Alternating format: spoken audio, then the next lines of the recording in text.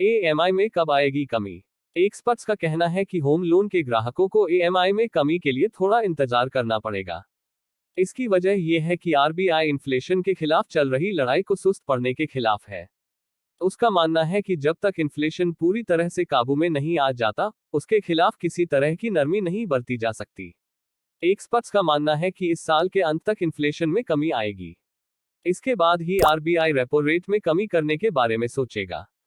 इसका मतलब है कि होम लोन के ग्राहकों को ईएमआई में कमी के लिए अगले साल की पहली तिमाही तक इंतजार करना पड़ सकता है। आपको क्या करना चाहिए? एक्सपर्ट्स का कहना है कि साल 2024 की शुरुआत तक ही इंडिया सहित दूसरे देशों में इंटरेस्ट रेट में कमी का सिलसिला शुरू होने की उम्मीद है। इसलिए अगर आप होम लोन की ज्यादा ईएमआई से परेशान हैं तो आप ऐसे दूसरे बैंक में अपने होम लोन को ट्रांसफर करने के बारे में सोच सकते हैं, जो आपको कम इंटरेस्ट रेट ऑफर करने के लिए तैयार है। लेकिन सिर्फ 0.25 या 0.5% की रियायत मिलने पर आपको होम लोन ट्रांसफर करने का फैसला नहीं करना चाहिए। अगर आपको कम से कम 1 से 1.5% कम इंटरेस्ट रेट का ऑफर मिले तभी आपको होम लोन ट्रांसफर कराने का फैसला लेना चाहिए। अगर आपको कंपनी की तरफ से बोनस मिला है तो उसका इस्तेमाल आप होम लोन का कुछ हिस्से का रिपेमेंट करने के लिए कर सकते हैं। इससे इंटरेस्ट के रूप में होने वाला आपका कुल खर्च कम हो जाएगा। एक्सपर्ट्स का कहना है कि बैंक आमतौर पर ईएमआई बढ़ाने की जगह लोन की अवधि बढ़ा देते हैं। ज्यादातर ग्राहक को ये सुविधाजनक लगता है, लेकिन इसमें इंटरेस्ट पर होने वाला आपका खर्च बढ़ जाता है। इसलिए अगर आपको कंपनी से इंक्रीमेंट मिला है तो आप बैंक को लोन की अवधि की जगह अपनी ईएमआई बढ़ाने को कह सकते हैं। इससे इंटरेस्ट पर होने वाला आपका खर्च नहीं बढ़ेगा। होम और दूसरे लोन लेने वाले लोगों के लिए अच्छी खबर है। ऐसे लोन की ईएमआई बढ़ने नहीं जा रही है। इसकी वजह यह है कि आरबीआई ने अपनी मॉनेटरी पॉलिसी में रेपो रेट नहीं बढ़ाया है। इस वजह से होम सहित दूसरे सभी लोन की ईएमआई नहीं बढ़ेगी।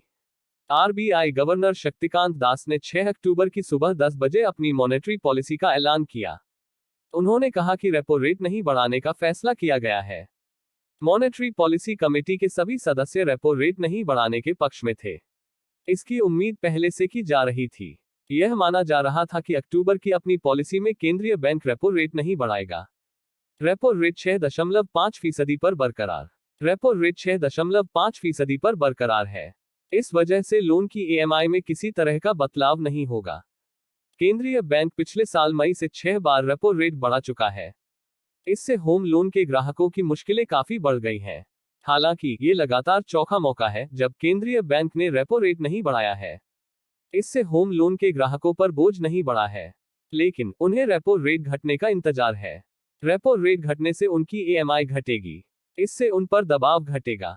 ईएमआई में कब आएगी कमी? एक्सपर्ट्स का कहना है कि होम लोन के ग्राहकों को ईएमआई में कमी के लिए थोड़ा इंतजार करना पड़ेगा। इसकी वजह यह है कि आरबीआई इन्फ्लेशन के खिलाफ चल रही लड़ाई को सुस्त पड़ने के खिलाफ है। उसका मानना है कि जब तक इन्फ्लेशन पूरी तरह से काबू में नहीं आ जाता, उसके खिलाफ किसी तरह की नरमी नहीं बरती जा सकती। एक्सपर्ट्स का मानना है कि इस साल के अंत तक इन्फ्लेशन में कमी आएगी। इसके बाद ही आरबीआई रेपो रेट में कमी करने के बारे में सोचेगा। इसका मतलब है कि होम लोन के ग्राहकों को ईएमआई में कमी के लिए अगले साल की पहली तिमाही तक इंतजार करना पड़ सकता है। आपको क्या करना चाहिए? एक्सपर्ट्स का कहना है कि साल 2024 की शुरुआत तक ही इंडिया सहित दूसरे देशों में इंटरेस्ट रेट में कमी का सिलसिला शुरू होने की उम्मीद है। इसलिए अगर आप होम लोन की ज्यादा ईएमआई से परेशान हैं तो आप ऐसे दूसरे बैंक में अपने होम लोन को ट्रांसफर करने के बारे में सोच सकते हैं, जो आपको कम इंटरेस्ट रेट ऑफर करने के लिए तैयार है।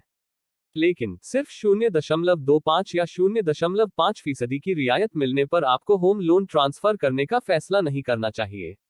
अगर आपको कम से कम 1 से 1.5% कम इंटरेस्ट रेट का ऑफर मिले तभी आपको होम लोन ट्रांसफर कराने का फैसला लेना चाहिए। अगर आपको कंपनी की तरफ से बोनस मिला है तो उसका इस्तेमाल आप होम लोन का कुछ हिस्से का रिपेमेंट करने के लिए कर सकते हैं। इससे इंटरेस्ट के रूप में होने वाला आपका कुल खर्च कम हो जाएगा। एक्सपर्ट्स का कहना है कि बैंक आमतौर पर ईएमआई बढ़ाने की जगह लोन की अवधि बढ़ा देते हैं। ज्यादातर ग्राहक को ये सुविधाजनक लगता है, लेकिन इसमें इंटरेस्ट पर होने वाला आपका खर्च बढ़ जाता है। इसलिए अगर आपको कंपनी से इंक्रीमेंट मिला है तो आप बैंक को लोन की अवधि की जगह अपनी ईएमआई बढ़ाने को कह सकते हैं। इससे इंटरेस्ट पर होने वाला आपका खर्च नहीं बढ़ेगा।